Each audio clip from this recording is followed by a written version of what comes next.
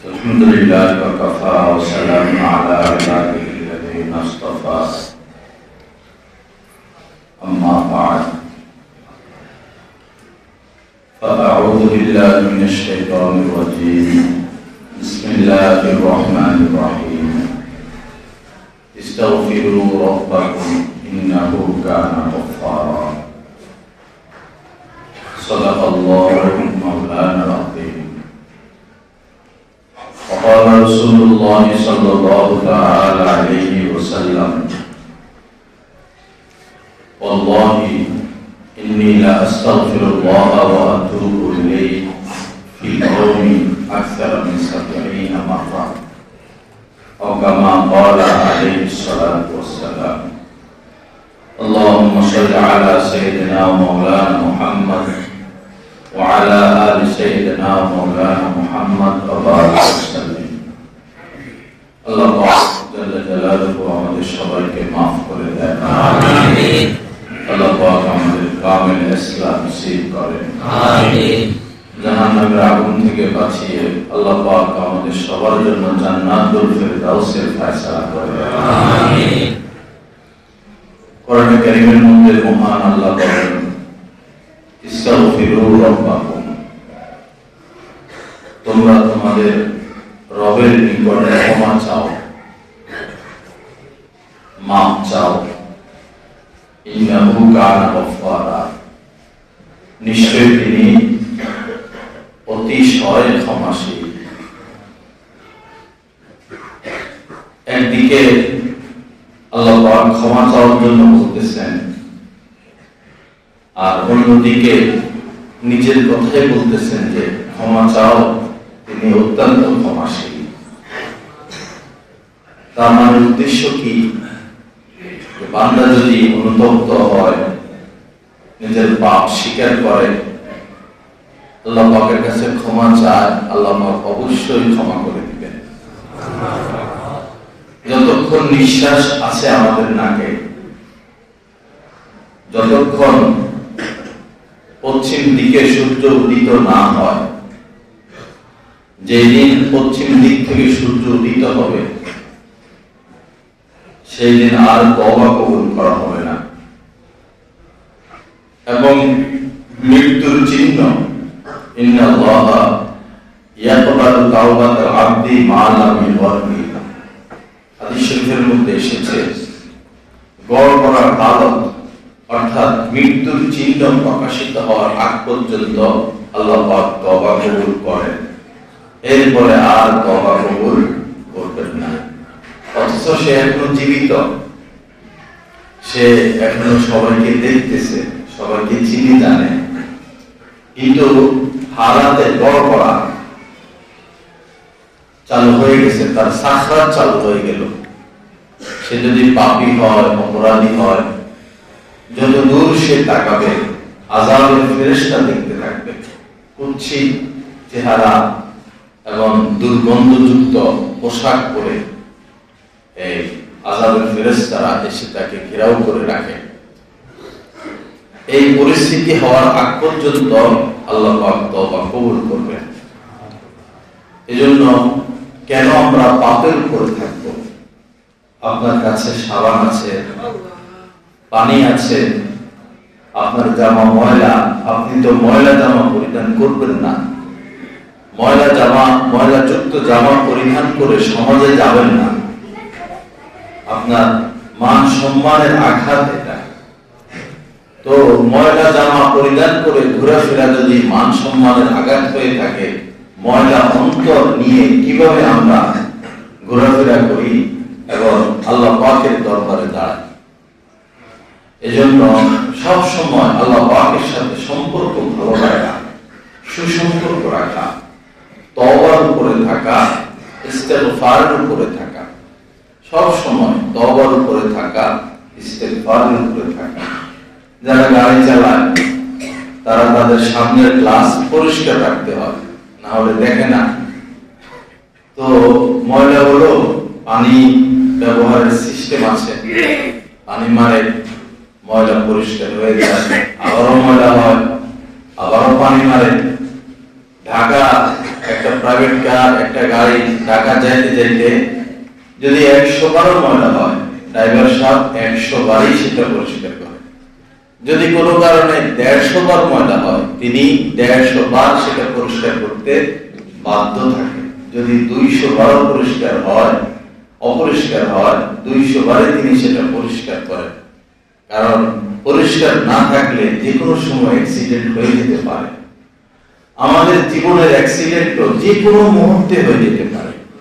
মৃত্যু বলেই কহে আসবে না, হঠাৎ চলে আসবে। আপনি কলা খাচ্ছেন, কলা খাওয়া শেষ হওয়ার আগেই হয়তো আপনার মৃত্যু চলে আসবে। আপনি কফি খাচ্ছেন, চা খাচ্ছেন, চাটা মুখে দিলেন, কাপটা টেবিলের উপরে রাখলেন, এই রাখার আগে আগেই এই অল্প সময়ের মধ্যেই মালাকুল মউত আপনার কাছে চলে আসতে পারে। এজন্য আল্লাহর সাথে সম্পর্ক পরিষ্কার রাখা, পবিত্র রাখা, আল্লাহর নজরে ভালো থাকা, আল্লাহর কাছে ভালো থাকা, আল্লাহর দরবারে পাপী হিসেবে যেন আপনি না থাকেন 1 মিনিটও না। আমি পাপী, এই অবস্থা আমি আল্লাহর দরবারে 1 মিনিটও থাকবো না। 1 সেকেন্ড, 1 মিনিট আমি এই দুনিয়ার জমিনে থাকবো না পাপী অবস্থায়। আমি নেককার অবস্থায় বেঁচে থাকতে চাই। এটা সবার দ্বারা সম্ভব, সবার দ্বারা সম্ভব। একজন মানুষ যদি চায় আমি নেক হিসাবে, সৎ হিসাবে, আল্লাহ ওয়ালা হিসাবে বেঁচে থাকতে চাই, আল্লাহর নজরে আমি আল্লাহর প্রিয় বান্দা হিসাবে থাকতে চাই, আল্লাহর কসম এটা সবার দ্বারা সম্ভব। কি যে পাপ হলো তওবা করব, ইস্তেগফার করব, আবার পাপ হলো আবারও আল্লাহর কাছে ক্ষমা চাইবো। সেই ড্রাইভারের মতো যতবার গ্লাসে ময়লা হয় তিনি ততবার পানি মারেন, পরিষ্কার করেন। আমার অন্তরাত্মায় যখনই পাপের দাগ পড়বে, গুনাহের দাগ পড়বে, আমি তওবা ইস্তেগফারের দ্বারা সেই দাগ পরিষ্কার করে ফেলবো। বাস, রাস্তা সোজা, গুনাহের উপরে অটল অবিচল না থাকে। এজন্য আল্লাহ পাক বলেন ইস্তাগফিরু রাব্বাকুম ইন্নাহু কানা গফফারা। কত সুন্দর কথা। তোমরা তোমাদের প্রতিপালকের কাছে ক্ষমা চাও। রব বলছেন এখানে আল্লাহ বলেন নাই। ইস্তাগফিরুল্লাহ বলতে পারতেন আল্লাহ পাক। আল্লাহ পাক বলেছেন ইস্তাগফিরু রাব্বাকুম। রব বলছেন কারণ যে যাকে পালে তার প্রতি তার মায়া লাগে। একটা বিড়াল যদি কেউ পালে, বিড়ালের জন্য মায়া লাগে। একটা ফুল গাছও যদি কেউ লালন পালন করে, একটা পাখি যদি কেউ পালে, এই পাখিটার জন্য মায়া লাগে, বারবার পাখিটাকে দেখতে মন চায়। তো রব মানে যিনি পালনেওয়ালা, পালনকর্তা, আল্লাহ আমাদেরকে পালেন, এজন্য আমাদের জন্য আল্লাহর কাছে আল্লাহর মায়া লাগে, বারবার মায়া লাগে। আমরা জাহান্নামে যাই এটা আল্লাহ পাক চান না, এজন্য বলতেছেন যে আমার কাছে মাপ চাইতে থাকো, আমার কাছে মাপ চাইতে থাকো। সীমা লঙ্ঘনকারী হিসেবে দুনিয়াতে বসবাস না করা। গুনাহ হতে পারে, আমরা দুর্বল মানুষ, আমাদের দ্বারা গুনাহ হতে পারে। গুনাহ হলেই আমরা আল্লাহর কাছে পবিত্র হয়ে যাব, পরিষ্কার হয়ে যাব, পরিচ্ছন্ন হয়ে যাব। ইস্তাগফিরু রাব্বাকুম, তোমরা তোমাদের রবের কাছে ক্ষমা চাও। ইন্নাহু কানা গফফারা, আল্লাহ খবর দিয়ে দিচ্ছেন যে ভয় পায় না, তিনি অত্যন্ত ক্ষমাশীল, তিনি অত্যন্ত ক্ষমাশীল। অন্য আয়াতে কারিমার মধ্যে আল্লাহ পাক জাল্লা জালালুহু বলেন ইয়া ইবাদিয়াল্লাযীনা আসরাফু আলা আনফুসিহিম, যারা একদম পাপের সাগরে ডুবা, অস্বাভাবিক পাপে যারা লিপ্ত, তারা সহ সমস্ত মানুষকে আল্লাহ পাক বলতেছেন ইয়া ইবাদিয়াল্লাযীনা, হে আমার ওই সমস্ত বান্দা যারা নিজের উপরে একদম সীমা লঙ্ঘন করে বসেছ, অতি মাত্রায় যারা পাপে লিপ্ত, তাদেরকে বলতেছেন ইয়া ইবাদিয়াল্লাযীনা আসরাফু আলা আনফুসিহিম লা তাকনাতু মিন রাহমাতিল্লাহ, তোমরা কেউ আমার রহমত থেকে নিরাশ হইও না, কেউ নিরাশ হইও না। সবাইকে বলতেছে কেউ আমার রহমত থেকে নিরাশ হইও না। ওয়ালা লা তাকনাতু মিন রাহমাতিল্লাহ ইন্নাল্লাহা ইয়াগফিরুয যুনুবা জামিআ। আল্লাহ পাক এমন যে তুমি যত পাপ করছো, যত গুনাহ করছো, আল্লাহ মুহূর্তের মধ্যে একসাথে সব মাফ করে দিবেন। সুবহানাল্লাহ। এজন্য আল্লাহর দরবারে পরিষ্কার থাকা, পবিত্র থাকা। গুনাহ হইছে, আল্লাহ গুনাহ হয়ে গেছে, আল্লাহ মাফ করে দেন, আল্লাহ তওবা করতেছি, এই আধা মিনিটের মাথায় আবার গুনাহ হইলো, আল্লাহ গুনাহ হয়ে গেছে, আল্লাহ মাফ করে দেন, আল্লাহ মাফ করে দেন। আবার 1 মিনিটের মাথায় গুনাহ হয়ে গেল, আল্লাহ মাফ করে দেন, আল্লাহ করব না, আল্লাহ মাফ করে দেন। মানে ক্ষমার উপরে থাকা, ক্ষমার উপরে থাকা। আল্লাহ পাক আমাদেরকে সেই তৌফিক দান করেন। আমিন। আল্লাহ পাক বেশি বেশি আল্লাহর কাছে মাফ চাওয়ার তৌফিক দান করেন। আমিন। হাদিস শরীফের মধ্যে এসেছে যে মান লাজিমাল ইস্তিগফার, যে নিজের উপর ইস্তিগফারকে অবধারিত করে নেয়। ইস্তিগফার আল্লাহর কাছে মাফ চাইতে থাকা, ইস্তিগফার মানে ক্ষমা চাওয়া, মাফ চাওয়া। যে নিজের উপর ইস্তিগফার করাকে আবশ্যক করে নেয়, মাফ চাওয়াকে, একটু পর পর মাফ চা, একটু পর পর মাফ চা। জাআলাল্লাহু মিন কুল্লি যিকিন মাখরাজা, তার যত বিপদ, যত মুসিবত, সমস্ত বিপদ মুসিবত থেকে উদ্ধার হওয়ার এক রাস্তা আল্লাহ পাক খুলে দেন। সুবহানাল্লাহ। জাআলাল্লাহু মিন কুল্লি যিকিন মাখরাজা ওয়া মিন কুল্লি হামিন ফারাজা, যত চিন্তা আছে ওই চিন্তা থেকে আল্লাহ তাকে উদ্ধার করেন। ওয়া রাযাকাহু মিন হাইসু লা ইয়াহতাসিব, এবং এমন এমন জায়গা থেকে তার জন্য রিজিকের ব্যবস্থা করেন যেটা সে কখনো কল্পনাও করেনি। যে নিজের উপর ইস্তিগফারকে বাধ্য করে নেয়, একটু বড় বড় ক্ষমা চায়, একটু বড় বড় ক্ষমা চায়, একটু বড় বড় ক্ষমা চায়। নিঃশ্বাস নেই না আমরা, একটু বড় বড় নিঃশ্বাস নেই, একটু বড় বড় নিঃশ্বাস নেই, এভাবে একটু বড় বড় ক্ষমা চাবো, একটু বড় বড় ক্ষমা চাবো। কারণ আমাদের সর্ব অঙ্গ পাপে লিপ্ত, চোখ পাপে লিপ্ত, বিনারী দেখা নিয়ে, মোবাইলে সেটা দেখা নিয়ে, কান পাপে লিপ্ত, গীবত শোনা নিয়ে, গীবত শুনি আমরা, গান বাজনা শুনি, পরনারীর আওয়াজ আমাদের কানে আসে, জবান আমাদের অপবিত্র, আমরা গীবত করি, আমরা মিথ্যা বলি, কেউ হারাম খায়, কেউ চগলখড়ি করে, কেউ কাউকে উপহাস করে, জবান অপবিত্র, হাত অপবিত্র, হাত দ্বারা সুদ লেনদেন হয়, ঘুষ লেনদেন হয়, মিথ্যা সাক্ষী দেওয়া হয়, এই হাতের দ্বারা কাহার উপর জুলুম করা হয়, অবিচার করা হয়। আমরা তো আমাদের সর্ব অঙ্গই পাপে লিপ্ত, আমাদের তো কোনো উপায় নেই ভাই, আল্লাহর দয়া ছাড়া আমাদের কোনো উপায় নেই। নবীজি তার মেয়ে, কলিজার টুকরা মেয়ে ফাতেমা এবং নবীজির ফুফু সফিয়া, নবীর মেয়েকে নবী বলতেছেন ইয়া ফাতেমা, তো ইয়া সফিয়া, হে মুহাম্মদের মেয়ে ফাতেমা, হে মুহাম্মদের ফুফু সফিয়া, আনকিয়া আনফুসাকুমা মিনান নার, তোমরা তোমাদেরকে জাহান্নামের আগুন থেকে বাঁচাও। ফাইন্নী লা উগনি আনকুমা মিনাল্লাহি শাইআ, আমি নবী, আমি তোমাদেরকে আল্লাহর আযাব থেকে বাঁচানোর কোনো ক্ষমতা রাখি না, কোনো ক্ষমতা রাখি না। আমল করে করে গুনাহ থেকে বেঁচে বেঁচে হে ফাতেমা নিজেকে নিজে জাহান্নামের আগুন থেকে বাঁচাও। নবীজি সুপারিশ করবেন, কিন্তু আল্লাহ পাক যার ব্যাপারে জাহান্নামের ফয়সালা করে দিবেন, তাকে রক্ষা করার এই পাওয়ার আল্লাহ পাক নবীকে দেন নাই। হযরত ইব্রাহিম আলাইহিস সালামের সামনেই ওনার আব্বার উপর গজব চলে আসবে, উনি ওনার আব্বাকে রক্ষা করতে পারবেন না। হযরত লূত আলাইহিস সালামের স্ত্রী কাফির ছিলেন, সে জাহান্নামী, তাকে রক্ষা করতে তিনি পারবেন না। নবীজির সবচেয়ে বেশি উপকার করেছেন নবীজির চাচা খাজা আবু তালেব, সবচেয়ে বেশি উপকার করছেন, নিঃস্বার্থ, ভাতিজার জন্য খেটে গেছেন, একবারে নিঃস্বার্থ। দাদা মারা যাওয়ার পর থেকে ভাতিজার সাথে সাথে থাকতো, এমনকি সন্তানের চেয়েও তিনি ভাতিজাকে বেশি মহব্বত করেছেন, জান মাল সবকিছু ভাতিজার জন্য উৎসর্গ করেছেন। কিন্তু কালেমা নসিব হয়নি। কালেমা নসিব হইতো শেষ মুহূর্তে তিনি প্রস্তুতি নিচ্ছেন কালেমা পড়বেন।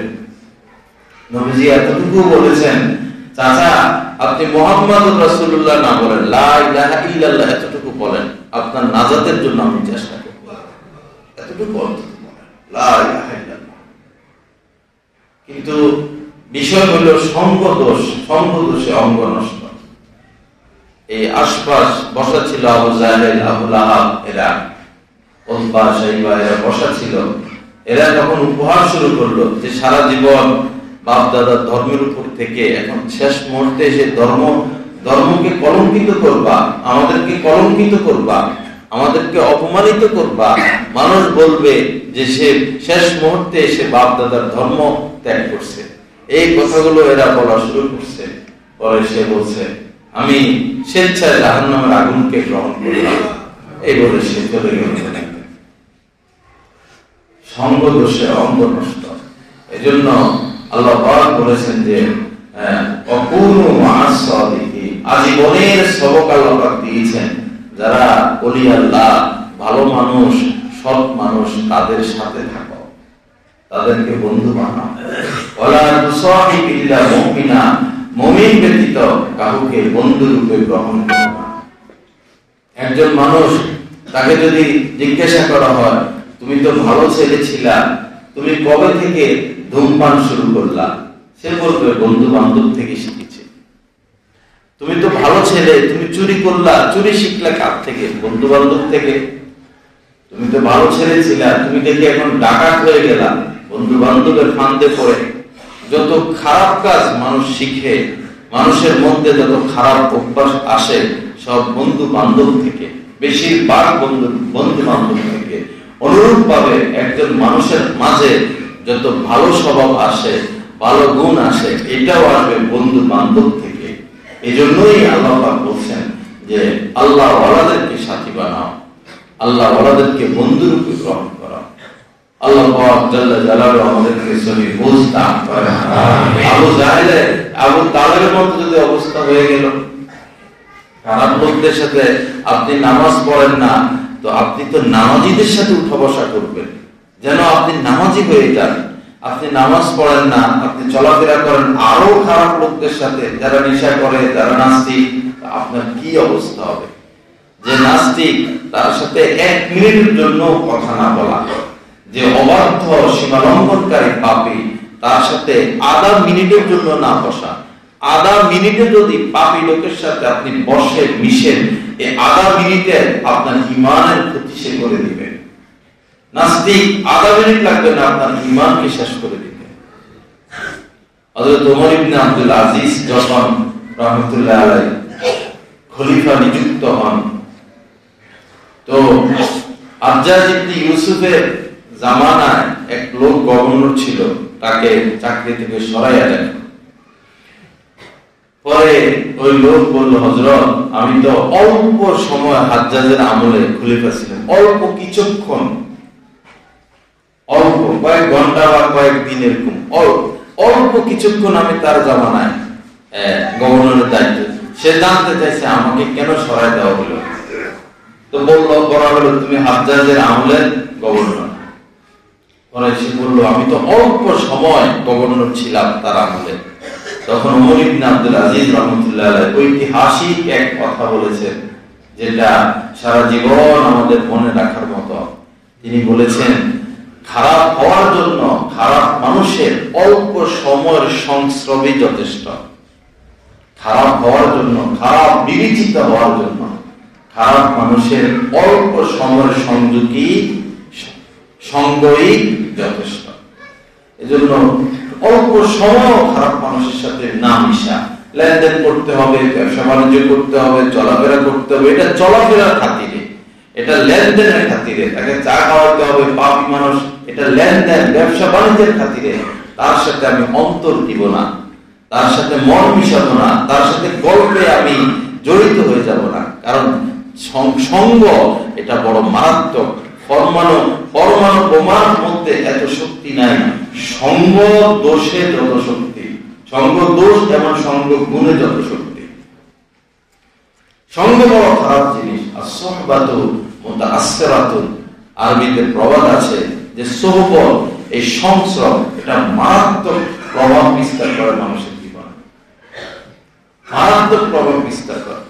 বহু মানুষ নবীজিকে দেখে নাই, যুদ্ধ করতে আসছে, নবীজিকে দেখে নাই, বা এমনি আসছে, আচ্ছা কে নবীজি, বা কেউ বলছে যে উনি নবীজি, বস নবীজির দিকে এক নজর তাকাই যে এই চেহারার অধিকারী ব্যক্তি কোনদিন মিথ্যাবাদী হতে ঈমান নিয়ে আসছে, কালেমা পড়ে ফেলছে। সঙ্গ, নবীজির সঙ্গ পেয়েছেন তাদের ব্যাপারে কোরআন বলতেছে রাদিয়াল্লাহু আনহুম, আল্লাহ তাদের সবার উপরে সন্তুষ্ট হয়ে গেছেন।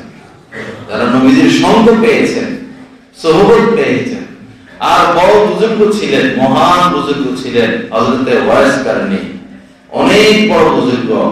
হযরত ওমরকে নবীজি বলেছেন যে ওয়াইস এমন এমন লোকের, ইয়েমেন থেকে এমন এক লোক আসবে মদিনায়, তাকে যদি তুমি পাও তো তার কাছে দোয়া চাইও, তার কাছে দোয়া চাইও, তোমার জন্য তুমি তার কাছে দোয়া করাইও। এত বড় বুজুর্গ ওয়াইস কারনী, কিন্তু তিনি তো সাহাবী হতে পারেন নাই। তার ব্যাপারে রাদিয়াল্লাহু আনহুম না, কেন সাহাবী হতে পারেন নাই? নবীজির সাথে চিঠিপত্রের মাধ্যমে যোগাযোগ ছিল, নবীর প্রতি তিনি ঈমান এনেছেন। কেন তিনি সাহাবী না? কারণ সোহবত পায় নাই, নবীজির সঙ্গ পায় নাই। আমরা এটাকে দিন মনে করি না, আমরা এটাকে কিছু মনে করি না, কারো কোন নেক মানবের সোহবতে আমরা যাই না, যার কারণে আমাদের ঈমানের মধ্যে রং ধরে না, আমরা গুনাহমুক্ত হতে পারি না, আমরা যে গুনায় ডুবন্ত এটাও আমরা বুঝি না। এক ক্যান্সারের ডাক্তার, তার কাছে যে যায় সেই সুস্থ হয়ে যায়, ভালো ক্যান্সার ডাক্তার। হযরত মাওলানা মুফতি জাফর আহমদ দাওয়াত বারাকাতুহু ঘটনা বর্ণনা করেন, যে যায় সে ভালো হয়ে যায়। আলকানগর এলাকায় তার চেম্বার, শত শত হাজার হাজার ক্যান্সারের রোগী তার উসিলায় ভালো হয়েছে। তো ডাক্তার মানুষ ব্যস্ত, নিজে অসুস্থ, ক্যান্সারের কিছু আলামত তার মধ্যে ধরা পড়ছে, নিজেই তো ডাক্তার, চিকিৎসা করতেছেন। তো চিকিৎসা করতে করতেই পরে বেচারা মারা গেল, হঠাৎই মারা গেল, নজওয়ান। তো কেন মারা গেল? কারণ সে তো, অন্যরা তো ক্যান্সারের চিকিৎসার জন্য ক্যান্সারের ডাক্তারের কাছে আসছে, সেও ক্যান্সারের রোগী হয়ে গেছে, কিন্তু সে নিজের চিকিৎসার জন্য বড় ক্যান্সারের ডাক্তারের কাছে যায় নাই, পরীক্ষা করায় নাই। আল্লাহ ওয়ালারা হচ্ছেন এক্স-রে মেশিন। আপনি কোন আল্লাহ ওয়ালার কাছে গেলেই নিজে অনুভব করবেন আমার মধ্যে এই কমতি আছে, এই কমতি আছে, এই পাপে আমি লিপ্ত, এবং পাপ ছাড়ার জন্য আপনি নিজে উদ্বুদ্ধ হইতে থাকবেন। এটা সোহবতের আসর। লা ইলাহা ইল্লাল্লাহ। নবীজি ইস্তিনজা করলেন, ওযু করলেন, পরে ইস্তিনজা গেলেন, পরে এক সাহাবী নিজের থেকে নবীজির পানি এবং আরো যা যা দরকার ওযু করার জন্য সব ব্যবস্থা করে দিলেন নিজের থেকে। এটার নাম খেদমত, নিজের থেকে কিছু করা। তো নবীজি এত খুশি হইলেন এই সাহাবীর উপরে, খুশি হয়ে পরে বললেন তুমি আমার কাছে কিছু চাও। অনেক সময় বলে না খুশি হয়ে, বলো তোমার জন্য তোমাকে আমি কি দিতাম, অথবা দোয়া চাইলে দোয়া করব, তুমি কি চাও আমি আল্লাহর কাছে বলি, আল্লাহ দিয়ে দিবেন। তো আমরা হলে কি না চাইতাম, আমরা হলে যে আমার সরকার গঠন হবে, আমার মন্ত্রণালয় দেন, মানুষ যেটা পাগল, অথবা আমার কোটিপতি বানায় দেন, আমার 10টা বিল্ডিং এর মালিক বানায় দেন, মার্সিডিজ গাড়ির মালিক বানায় দেন, এই চাইতাম আমরা। অন্তর নষ্ট হয়ে গেছে আমাদের, দুনিয়া দুনিয়া দুনিয়া। আল্লাহ পাক সহিহ বুঝ দান করেন। শিক্ষা গ্রহণ না করলে সেটা মানুষ না। যারা ইতিহাস থেকে শিক্ষা নেয় না, যারা ঘটে যাওয়া ঘটনা থেকে শিক্ষা নেয় না, এরা পশু, বালহুম আদল, বরং পশুর থেকে নিকৃষ্ট, পশুর থেকে নিকৃষ্ট। শিক্ষা গ্রহণ করা চাই। লুটপাটকারীদের পরিণাম পরিণতি কি, সুদখোর ঘুষখোরদের পরিণাম পরিণতি কি, অপরাধীদের পরিণাম পরিণতি কি, আমাদের শিক্ষা গ্রহণ করা চাই। ভুল করবেন না ভাই, বিবেক একটা আল্লাহ সবার মধ্যে দিয়েছেন, বিবেক খরচ করি। অন্ধকারের মধ্যে কেন থাকবেন? চোখ বন্ধ হইতে দেরি নাই, চোখ বন্ধ হইলে বলাবলি করা শুরু করবে, লোকটা ভালো ছিল না, সুদখোর ছিল, আমার থেকে 50,000 মেরে গেছে, আমার জমি দখল করে গেছে, অমুকের উপরে অত্যাচার করছে, তমুকের উপরে অত্যাচার করছে। ক্ষমতা কতক্ষণ? ক্ষমতা চলে গেলে ওসির বাসায় ডাকাতি হয়, করাচির এক শহরে ওসির এমন দাপট যে কোন চুরি ডাকাতি, সন্ত্রাসী ডাকাতি, মাস্টারি কিছুই হয় না, সব চোর নিস্তব্ধ হয়ে গেছে। খুব চালু পুলিশ অফিসার, যেদিন চাকরি গেছে এদিন হের ঘরে চুরি হয়ে গেছে। ক্ষমতা এই জিনিস, এটা হাতের ময়লা, এটা নিয়ে লাফালাফি করবেন না। পৃথিবীতে কাহার ক্ষমতা স্থায়ী হয় না, স্থায়ী হয় আল্লাহর ক্ষমতা। ক্ষমতা আছে, লাফালাফি করেন, আপনার পরিণামটা দেখেন না, একটু অপেক্ষার বিষয়। আল্লাহ সবাইকে মাফ করেন। তো সাহাবী বললেন, অফার দিচ্ছেন যে আমার কাছে কিছু চাও।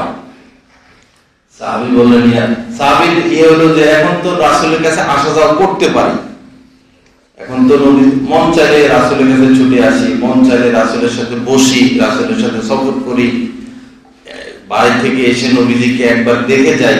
কিন্তু মৃত্যুর পরে নবীজি জান্নাতে চলে যাবেন, আমি কি এত উপরের জান্নাতে যাইতে পারবো? আমি তো সাধারণ একজন মানুষ। এই দৃষ্টিকোণ থেকে সাহাবী বলেন, ইয়া রাসূলুল্লাহ, আখিরাতে আমি যেন আপনার পাশাপাশি থাকতে পারবো। সুবহানাল্লাহ। দুনিয়া চান না, আখিরাতে যেন আমি আপনার পাশাপাশি থাকতে পারি। এই হচ্ছেন সাহাবা। আর উনাদের ব্যাপারে কোরআনে কারিমে আল্লাহ পাক বলেছেন, আমিনু কামা আমানান নাস। আমার সাহাবারা, আমার রাসূলের সাহাবারা যেভাবে ঈমান এনেছেন, এইভাবে ঈমান এনে আমাকে দেখাও। আমাদেরকে বলতেছেন আমিনু কামা আমানান নাস। এজন্য ভাইরা, সঙ্গ দোষ, সঙ্গী খারাপ সঙ্গী বর্জন করি, সৎ মানুষের সাথে উঠা বসা করি। অন্তত প্রতিদিন কোন এক আল্লাহওয়ালার সাথে একটু সময় বসা, অথবা সপ্তাহে একবার তার সাথে বসা। আমাদের যে অবস্থা, সপ্তাহ বেশি বলা যাবে না, তা আমরা তো মাস চলে যায়, বছর চলে যায়, কোন নেক মানুষের সোহবতে আমরা চাই না নিজের ইসলাহের জন্য। বাবা, দিন আসবে না, দিনের সহি বুঝ আসবে না, পণ্ডিতি করতে পারবো, নিজের বই পুস্তক পড়ে অনেক কিছু জানতে পারবো, হাকিকত কখনো আমাদের সামনে জাহের হবে না, আল্লাহ পর্যন্ত বুঝতে পারবো না। হযরত মাওলানা আশরাফ আলী থানভী রাহমাতুল্লাহ আলাইহি বলেছেন, কেউ নেক আমল করে, সৎ মানুষ, ভালো মানুষ, এই নেক আমলের উসিলায় সে জান্নাত পেয়ে যাবে। কিন্তু এই নেককার লোকটা যদি আল্লাহর ওলির সুহবতে না যায়, সে কোনোদিন আল্লাহকে পাবে না।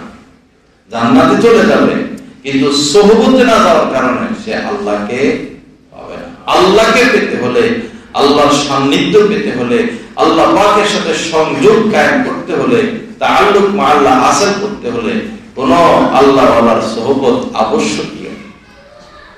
আল্লাহ পাক আমাদেরকে সহি বুঝ দান করেন।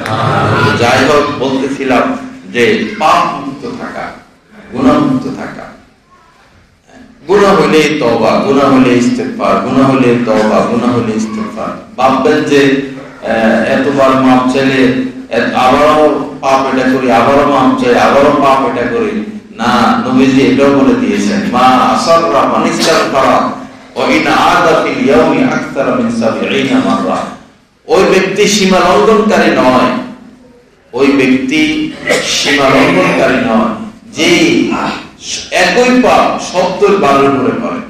মা আসাররা মান ইস্তাগফারা ওয়া ইন আদা ফিল ইয়াউমি আকতারা মিন ৭০ মাররা। প্রতিদিন একই পাপ ৭০ বারের উপরে করে, আবার আল্লাহর কাছে মাপ চায়, ওই পাপটা আবার করে, আবার মাপ চায়, আবার করে, আবার মাপ চায়, আবার করে, আবার মাপ চায়।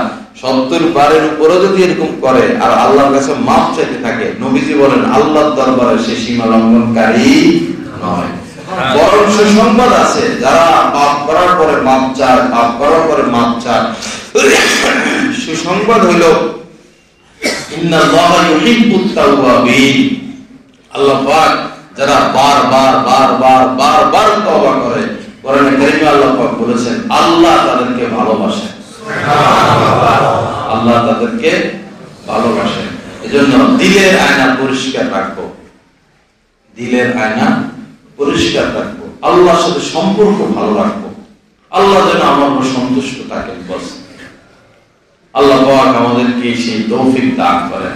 যারা দল করে তারা তাদের নেতাকে খুশি রাখে, কোন কারণে নেতা অসন্তুষ্ট হলে হেরে ধরে মাপ চায়, আর উল্টা পাল্টা করবো না। যারা দল করে এলাকার নেতাকে তারা খুশি রাখার চেষ্টা করে, আবার যারা একটু নেতা কিসিমের মানুষ, আবার সন্ত্রাস কিসিমের মানুষ, যারা ব্যবসা বাণিজ্য করেন তারাও তারা হাতে রাখে। যেমনি হোক, টেবিলের নিচে দিয়া হোক, উপরে দিয়া হোক, তারা খুশি রাখে, নাহলে তার ব্যবসা বাণিজ্যে সমস্যা হবে, চলাফেরা সমস্যা হবে। ভাই, দুনিয়ার মানুষকে খুশি রাখার এত ফিকির আমাদের, যিনি দুনিয়ার মালিক তাকে কি খুশি রাখা দরকার না? হ্যাঁ, ওইটা কেন আমাদের বুঝে আসে না? ওনারা খুশি রাখলে আমার কি লাভ? কয়দিন আর আমি আছি, আর উনিও বা কয়দিন আছে? 2 দিনের দুনিয়া। আল্লাহর দরবারে তো দাঁড়াইতে হবে, আল্লাহর দরবারে দাঁড়াইতে হবে। যারা যত কিছু আত্মসাৎ করে, যারা যত কিছু আত্মসাৎ করে, সব তাদের গলা ঝুলিয়ে দেওয়া হবে। ও ভাই, আপনি এত সম্মানিত, এত মানুষ আপনাকে সম্মান করে, সব আপনার গলা ঝুলিয়ে দেওয়া হবে। কি কি আত্মসাৎ করেছে? হাদিস শরীফে এসেছে, 1 বিঘার পরিমাণ জায়গা যে আত্মসাৎ করে, 7 তবক জমি তার গলা ঝুলিয়ে দেওয়া হবে। কেমনে চোখ দেখাবেন কিয়ামতের ময়দানে কোটি কোটি মানুষের সামনে? লা ইলাহা ইল্লাল্লাহ। আল্লাহ পাক আমাদেরকে মাফ করে দেন। যারা 2 বিয়ে করে 1 স্ত্রীকে প্রাধান্য দেয়, তারা 1 বাহু ভাঙা অবস্থায় কিয়ামতের ময়দানে উঠবে। যারা দুনিয়াতে অহংকার করে, নিজেকে বড় মনে করে, তারা পিঁপড়ার মতো হয়ে কিয়ামতের ময়দানে উঠবে। পিঁপড়ার মতো এত ছোট হইয়া, তো সবাই বুঝবে যে এই কি ছিল, দুনিয়াতে অহংকারী ছিল। উপায় তো নাই, জিন ইনসানের উপায় নাই, বরং জন্তু জানোয়ার যারা জুলুম করে তাদের উপায় নেই। গরু ছাগল এরা যারা জুলুম করে, তো এমনি তো এদের কোনো হিসাব নাই। বাকি কোন গরু যদি আরেক গরুর উপরে জুলুম করে, তাহলে দোনোটা গরুকে আল্লাহ পাক আবার উঠাবেন কিয়ামতের ময়দানে। এরপরে যার উপরে জুলুম করা হয়েছে তাকে শক্তি বাড়াইয়া দিবেন, আর যে জুলুম করছে তারা দুর্বল করবেন। এরপরে আল্লাহ বলবেন প্রতিশোধ নাও। এখন যদি 1টা গুতা দিয়ে থাকে, বা 2টা গুতা দিয়ে থাকে, বা শিং ঢুকাইয়া দেয়, তো ওরকম এই দুর্বলটা, এই মাজলুমটা এই জালেমের পেটে এইভাবে শিং ঢুকাইয়া দিবে। প্রতিশোধ হবে, শাস্তি হবে। এরপরে আবার আল্লাহ পাক বলবেন মাটি হয়ে যাও, তারা মাটি হয়ে যাবে। জুলুম এরকম কঠিন জিনিস, উপায় নাই। কোথায় ছুটবো আমরা? যাওয়ার তো জায়গা নেই। আকাশ ছেড়ে কি কোথাও যেতে পারবো? না মাটি ছেড়ে কোথাও পড়াতে পারবো? সবকিছু আল্লাহ পাকের দৃষ্টির আওতাভুক্ত। লা ইলাহা ইল্লাল্লাহ। আল্লাহ পাক আমাদের সবাইকে মাফ করে দেন। আল্লাহ পাকের কাছে বেশি বেশি ক্ষমা চাওয়ার তৌফিক দান করেন। হাদিসটার তর্জমা শোনাই। নবীজি কসম খেয়ে বলতেছেন, আল্লাহি, আল্লাহর কসম, ইন্নী লা আস্তাগফিরুল্লাহ ওয়া আতুবু ইলাইহি ফিল ইয়াউমি, আমি প্রতিদিন আল্লাহ পাকের দরবারে 70 বারেরও বেশি ক্ষমা চাই। ওই সময় আরবে 70 বলতে, এখন যেরকম আমরা কোন সংখ্যা বেশি বোঝানোর জন্য বলি হাজার হাজার, বা মিছিলে মানুষ কেমন হয়েছে হাজার হাজার, জানাজা মানুষ কেমন হয়েছে হাজার হাজার, মানে বেশি বোঝানোর জন্য বর্তমানে আমরা হাজার হাজার ব্যবহার করি, লাখ লাখ ব্যবহার করি। ওই জামানায় 70 শব্দটা ব্যবহার করা হইতো। তার মানে নবীজি কসম খেয়ে বলতেছেন যে আমি অসংখ্য অগণিতবার, প্রতিদিন অসংখ্য অগণিতবার আল্লাহ পাকের কাছে মাফ চাই। কেন মাফ চাইতেন? তার তো কোনো গুনাহ নাই, উম্মতকে শিক্ষা দেওয়ার জন্য যে আমি নিষ্পাপ হয়ে হাজার হাজার বার আল্লাহর কাছে ক্ষমা চাই, তো তোমরা পাপী হয়ে তোমাদের কি পরিমাণ ক্ষমা চাওয়া উচিত। আল্লাহ পাক আমাদের সবাইকে তৌফিক দান করেন। আল্লাহর কাছে বেশি বেশি ক্ষমা চাওয়ার তৌফিক দান করেন। আমিন। লা ইলাহা ইল্লাল্লাহ। যাই হোক, আরেকটা বিষয় হলো, এই বিষয়টা আসলে অনেকে কষ্ট পায়। কষ্ট পাবেন না। যা কিছু আল্লাহর দরবারে, আল্লাহর কাছে, আল্লাহর হাতে যা কিছু দিয়ে যাবে এটাই থাকবে। আমাদের 3 তলায় কার্পেট নাই মসজিদের। এই মসজিদের 3 তলায় মুসল্লিরা আসে, রোদের উপরে বসে, অনেক কষ্ট হয়। এবং এছাড়াও উপরে পরীক্ষা নেওয়া হবে ছাত্রদের, বোর্ড পরীক্ষা, মাদ্রাসার পরীক্ষা, একবারে ফ্লোরের উপরে বসা মুশকিল। তো দামিটা হিম্মত আমরা করতে পারি না। দেশের অবস্থা এসে সস্তা যেটা কার্পেট 6000 টাকা আসে এক একটা কার্পেট, মোট 14টা লাগে, 6000 টাকা করে। আমরা যাদের তৌফিক আছে একটা বা দুইটা করে দিলে সহজেই নামাজিরা নামাজ পড়তে পারবে। আল্লাহ পাক সবাইকে তৌফিক দান করেন। হাদিস শরীফের মধ্যে এসেছে যে ইন্নাস সাদাকাতা লা তুফিউ গাযাবার রাব্বি ওয়া তাদফাউ মিতাতাস সুই। আপনার উপরে বিপদ নিশ্চিত, আজকে গাড়ি অ্যাক্সিডেন্ট হবে, আজকে আপনার গায়ে আগুন লাগবে, আজকে আপনি কারেন্টের শর্ট খাবেনই, আজকে আপনার সন্তানের উপরে বিপদ আসবে, এরকম সুনিশ্চিত বিষয় আগ থেকে নির্ধারিত। আপনি হয়তো জানেনও না, আপনি জানেন না, কিন্তু যদি সৎকার করেন তাহলে আপনার জানারও প্রয়োজন হবে না, আল্লাহ পাক ওই বিপদটা সরাইয়া দিবেন। সৎকার এজন্য প্রতিদিনই কিছু না কিছু দান সৎকার করা। আল্লাহ পাক সবাইকে তৌফিক দান করেন। তো ইনশাআল্লাহ যারা লেখাবে নাম লেখাবে তো দাও ঝটপট একটা করে ইনশাআল্লাহ লেখাই দিন। কেনা ও মুজাম্মিল মাস্টার সাহেব একটি, মাশাআল্লাহ, আল্লাহ কবুল করেন। আমিন। 6,000 টাকা করে লাগবে, বেশি না ভাই। এই যে ওই যে ভাই ওদের পিছনে আছে,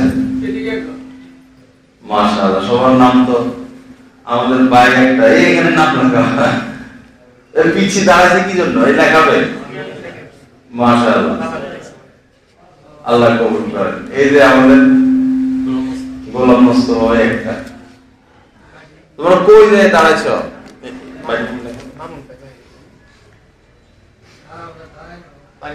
ও মামুন ভাই একটা নাম, মাশাআল্লাহ, আল্লাহ তাআলা দান করেন। 14টা লাগবে। এই দিকে আসো, দিকে এখান দিয়ে লেখা কয়েকজন আছেন, 2 জন। লা ইলাহা ইল্লাল্লাহ সাল্লাল্লাহু আলাইহি ওয়াসাল্লাম। ও পুরোটা না হলে অর্ধেক হইতে পারে, অসুবিধা নাই। পুরোটা 6000 লাগবে, 5.5 থেকে 6, অর্ধেক 3000 ধরেন, অর্ধেক লেখালেন, তাও তো একটু শরীর থাকা গেল, শরীর পাওয়া গেল।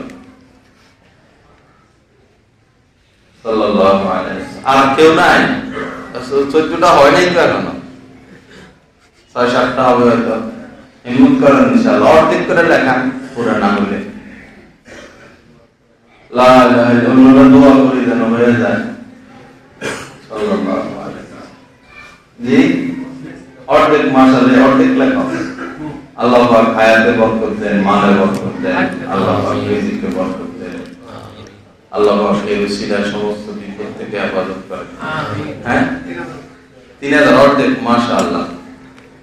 তুমি যাও এই বাইতে লেখা, নাম এবং মোবাইল নাম্বার লিখে রাখো। এখান দিয়ে ওই যে ভাই একটা না, একটা ওইখানে যাও। সিয়াম কই? কতগুলো দায়িত্ব দিলাম, কেজি কই?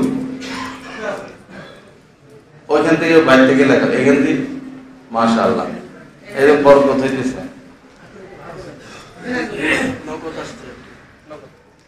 এখানে নগদ দিয়ে দিবেন। আর একটু হিম্মত করলে হয়ে যাবে, 14টা লাগবে, মাশাআল্লাহ। একটা হোক বা অর্ধেক হোক। হাদিস শরীফের মধ্যে আসছে যে মৃত ব্যক্তির সাথে 3 জিনিস যায় কবরে। আমরা যে মারা যাই, যারা মারা যায়, 3 জিনিস কবর পর্যন্ত যায়। 2 জিনিস ফিরে চলে আসে, একটা থেকে যায়। আত্মীয় স্বজন সাথে যায়, তারা ফিরে চলে আসে লাশ খেতে। ওদের পিছনে এক ভাই, মাশাআল্লাহ, জাযাকাল্লাহ, আল্লাহ পাক উত্তম বদলা দান করেন। 3 জিনিস যায়, 2 জিনিস চলে আসে। এক চলে আসে আত্মীয় স্বজন, দ্বিতীয় মাল চলে আসে। মাল বলতে খাটিয়া, চাদর, দা, সন্তা যেগুলো নিয়ে যায়, এগুলো চলে আসে। থেকে যায় শুধু নেক আমল, থেকে যায়। এত কাছে, এত আপন লোক, কবরের পাশে কে থাকবে এতক্ষণ? ঠিকই লাশ থেকে চলে আসে, আমাদেরকে রেখে চলে আসবে, সাথী হবে নেক আমল। কষ্ট হোক, যাই হোক, আল্লাহর রাস্তায় দিতে থাকা, অভাব-অনটনে হোক, সচ্ছলতা হোক, কিছু কিছু কিছু কিছু কিছু করে দিতে থাকা, এটা আল্লাহ পাকের কাছে থেকে যাবে, আমরা পেয়ে যাব। আল্লাহ সবাইকে তৌফিক দান করুন। 14টা হবে, আর আপনি হিম্মত করেন না সাহস করে 3000 একটা টাকা হইল। লা ইলাহা ইল্লাল্লাহ, আল্লাহ পাক সবাইকে মাফ করে দেন। ইয়ে করো, রুমেল নিয়ে আসো, রুমেলে সবাই শরীক থাকেন ইনশাআল্লাহ। রুমেলে ভালো টাকা আছে, যার যতটুকু তৌফিক হয় সবাই রুমেলে ইনশাআল্লাহ শরীক থাকে।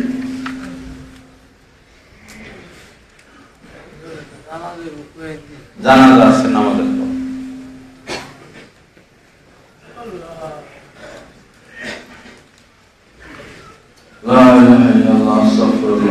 সবাই ইয়েতে শরীক থাকি, রুমালে সবাই শরীক থাকি, ইনশাল্লাহ হয়ে যাবে 14টা কার্পেট আল্লাহ